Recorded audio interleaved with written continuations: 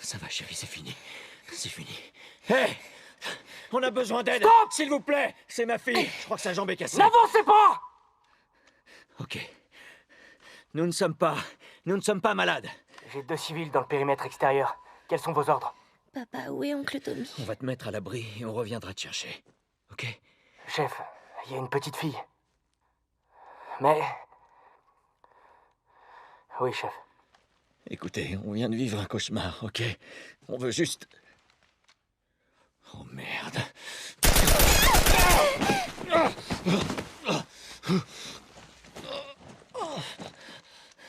Je vous en prie.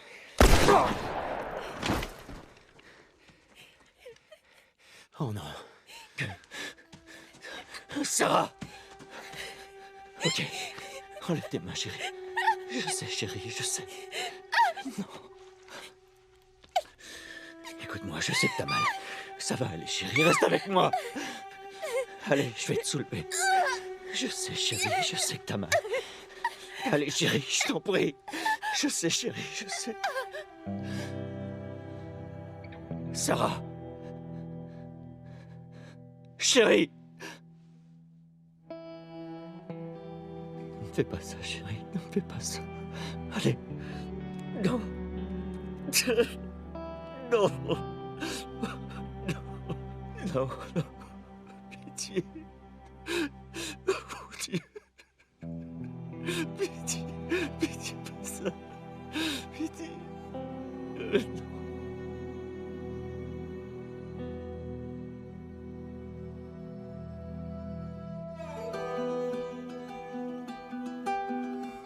Nous avons désormais franchi la barre des 200 morts.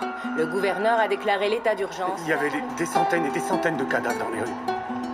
Le monde entier a cédé à la panique lorsque l'Organisation mondiale de la santé a indiqué que les derniers tests de vaccination avaient échoué.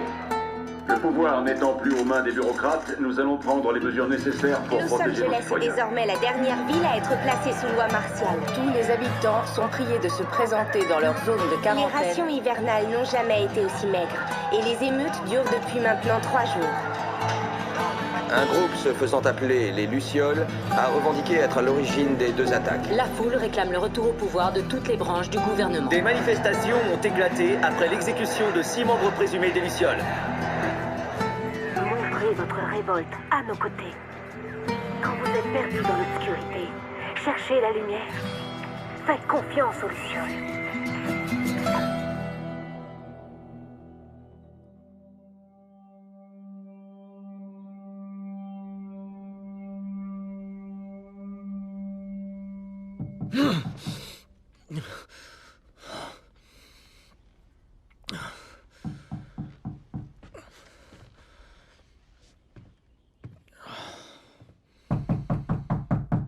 Oui, j'arrive.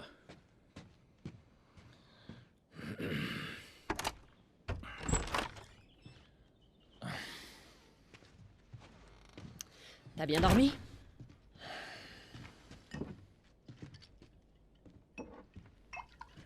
T'en veux un? Non, non, j'en veux pas. J'ai des nouvelles intéressantes pour toi. T'étais où, Tess? Dans le quartier ouest. On avait une livraison à faire. Oui. On avait une livraison à faire. Ouais. Tu voulais rester seul, tu te souviens? Alors attends, laisse-moi deviner. L'échange a mal tourné et le client s'est barré avec notre cam. Est-ce que je me trompe? L'échange s'est très bien passé. On a assez de cartes de rationnement pour 2 mois, facile. Tu veux bien m'expliquer? J'étais sur le chemin du retour et je me suis fait attaquer par ces 2 connards, ok? Ouais, je me suis pris quelques coups, mais... Écoute, je suis en vie. Donne-moi ça. Et alors, ces connards, ils sont toujours en vie? T'es marrant. Tu sais qui c'était, au moins. Bon, écoute, c'était personne, ces types, on s'en fout. Et ce qui compte, c'est que c'est Robert qui les a envoyés. Notre Robert? Ouais, il sait qu'on le cherche. Il s'imagine qu'il va nous avoir en premier. Oh, le fils de pute, il est malin. Non. Il est pas assez malin. Je sais où il se cache. Ça m'aurait étonné. Le vieil entrepôt de la zone 5. Mais j'ignore pour combien de temps. Eh ben, je suis prêt maintenant, ok? Oh, ça va. So this is going to be the first time that I've ever seen this scene. This was one specifically that I really didn't want to once we did it. And when we first talked about doing this, in the very, very beginning, I knew this scene was going to come. And it was, I told you, I was like, give me a heads up when this day comes, because it's not going to be a good one. Well, the thing with this scene, it's a super difficult scene to shoot. The first time we shot it, we did like at least 15 takes or something crazy like that. And then we thought we had it in the can. And well, I thought. Well, no, we all thought. We thought we came back to work and we started putting it in. And for me, there was just something that was, I felt like we could convey the same amount of emotion with less. Yeah. And it was a hard thing to tell Troy because everybody put so much into it, and it's like, we got to do it again. Well, I remember that we got to day come back to this. When you came back and you told me that we have to do this again, obviously, you know, you'll see why what we're talking about. But this is the defining moment for Joel. This is where he draws that line in the sand, where he has few moral lines left to cross. I'm so amazed with how well Hannah did, and yeah, I mean, it was difficult to watch just on the mocap stage, and we actually had people after a few takes leave the set. They were like, I can't watch this anymore, and they just took off. But from a story standpoint, it's so important to show just what the violence does and how it like rips apart this family. Well, and especially a lot of times in video games, you see blatant violence, but when you personify it and you put it on a face, especially that young face, and you see the devastation that just one life lost can do, and it's just, I mean, this was such a hard day, such a hard day for both of us. I mean, it was exhausting for her, it was exhausting for me.